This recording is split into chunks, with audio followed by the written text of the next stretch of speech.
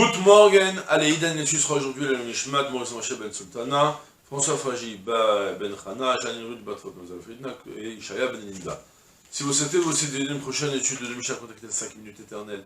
Nous étudions Masechet Mai, Perek Dalet Mishnah Aleph. Alokar Perot, Mishenon Eman Al Ma'asrot, Veshachach Le'asran, Veshoalo Beshabbat Yochal Al Piv. Chashecha Motzai Shabbat Lo Yochal Al Sheyaser. לא מצאו, אמר לו אחד שאינו נאמן על המעשרות ומאוסרין הן, אוכל על פיו. חשיכה מוצאי שבת לא יאכל עד שיעשר. תרומת מעשר של דמאי שחזרה למקומה, רבי שמעון שזורי אומר, אף בכל שואלו ואוכלו על פיו. On démarre dans notre chapitre, le chapitre Dalet. On va parler dans plusieurs situations dans lesquels on va pouvoir se fonder sur la crédibilité du Hamaharetz. Soit, on est dans l'histoire de Maï. C'est quoi l'histoire de Maï, je rappelle? C'est un histoire initialement. Lorsqu'on a ma récolte, peut-être que je fais un petit rappel d'abord pour mieux comprendre sur quel point précisément le Hamaharetz va être cru. Lorsqu'on récolte des fruits, il faut prélever toutes les tourmotes ou masrot comme il se doit. Lorsque, en théorie, si jamais quelqu'un m'amène des fruits et dit oui, c'est prélevé, je lui fais confiance et je mange. Seulement, Chachamim m'ont remarqué que les Hamaharetz, les gens simples, ne prélèvent pas les tourmentes ou masrot comme il se doit. La majorité prélève comme il faut, une minorité conséquente prélève mal. Comment ça se fait qu'ils prélèvent mal? Ils se contentent de sortir juste un petit peu la trouma, et c'est tout, et pas plus. Et du coup, Chachamim ont instauré maintenant un interdit de maï. De maï, ça veut dire da maï. Va savoir ce qu'il y a dedans. On va savoir si ces fruits qui sont là devant toi, est-ce qu'ils ont été prélevés ou pas. Du coup, Chachamim ont instauré que quand tu achètes des fruits d'un Hamaharetz, tu reprélèves. Même si en théorie, la majorité des Hamaharetz prélèvent déjà. Chachamim ont instauré non, tu ne te fondes pas sur ça, tu crains la minorité et tu devras reprélever les fruits que tu achètes, c'est la takana du Dmaï. Maintenant, on va voir dans notre chapitre des situations où on se retrouve en situation un peu bloquée, et on va tout simplement demander au Hamaharetz, est-ce qu'il a réellement prélevé ses fruits ou pas. On va se fonder sur lui dans certaines circonstances. Alors la première c'est Alokar Perot Mimi Shenon Eman Al Ma'asrot. Celui qui achète des fruits de quelqu'un qui n'est pas cru sur les Ma'asrot, un Hamaharetz. Veshachach Le'asran, maintenant je les ai achetés chez moi, c'est vendredi après-midi, je suis rentré et j'ai oublié de les prélever. Maintenant pendant le Shabbat, je ne peux plus les prélever. Ça c'est pendant bien Shmashot. Mais pendant Shabbat, j'ai plus le droit de prélever les fruits. J'arrive le soir et je réalise que le soir de Shabbat, après la tfila, la synagogue, je rentre à la maison, je réalise que je n'ai pas prélevé tous les fruits et légumes que j'ai achetés. Comment est-ce qu'on fait? On ne mange pas, on mange.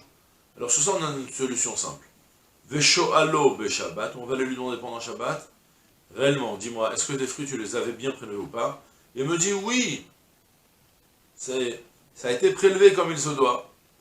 Eh bien, yochal al-piv, je pourrais manger en me fondant sur le Hamaharetz, il est cru pendant Shabbat.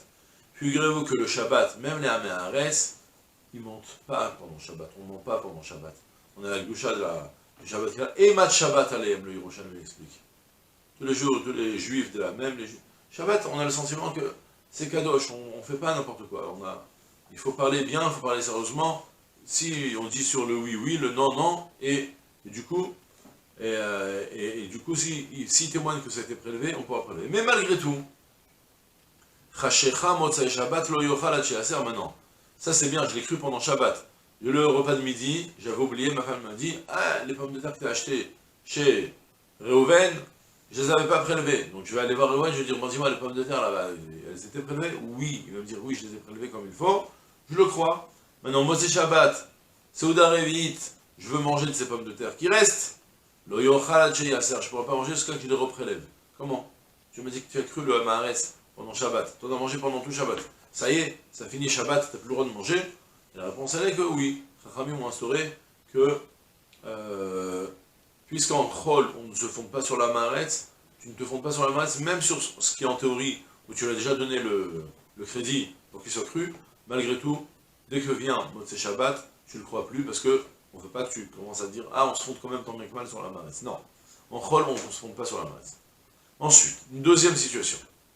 Je suis parti voir chez Reuven pour lui demander est-ce que ces fruits étaient prélevés pendant Shabbat? C'était Shabbat midi, je suis parti taper à sa porte pour lui dire ce que c'était prélevé.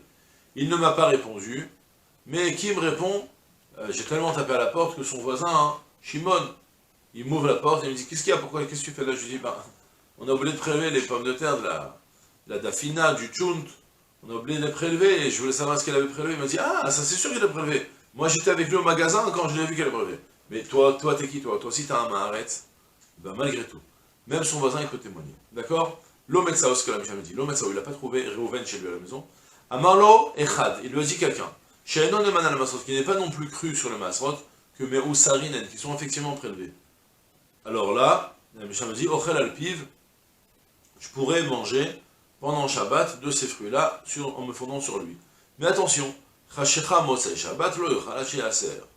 Mais dès que la nuit de Mosei Shabbat tombe, je ne pourrai plus manger jusqu'à que je reprélève de nouveau les fruits, parce que, comme on a dit, on fait une xéra sur les fruits qu'on a donné malgré tout l'aval pour se fonder sur le goy, sur le maharetz.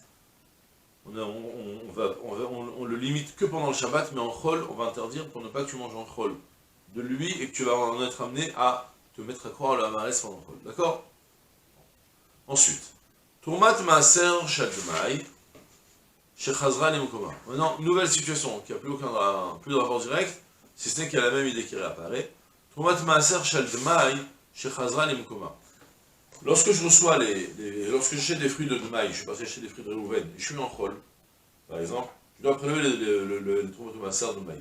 On a déjà dit, je prélève le Maaser, et du Maaser, je retire un dixième du dixième, et ça c'est la Tourmat Maaser. Maintenant, cette Tourmat de la Maaser, elle est très machamoura, elle est très grave, je dois la donner au Kohen, elle est interdite à consommer par l'Israël. Ce qui se passe, c'est que maintenant, je l'avais comme ça, et puis d'un coup, elle est tombée, elle s'est remélangée avec tous les autres fruits. Et je ne sais pas où est-ce qu'elle est. Oui, c'est très compliqué, on parlera longuement de toutes ces situations dans la Masechet Tourmot, ça parle longuement de plein de situations comme ça. Mais dès que j'ai prélevé quelque chose qui se remélange, en théorie, tous les fruits ils deviennent interdits à la consommation. Il y a des techniques, mais en tout cas, il devrait y avoir un interdit. Alors sur ça, il y a Rabbi Shimon Chezouri, Rabbi Shimon Chezouri me dit, il a une solution super à me proposer, lui.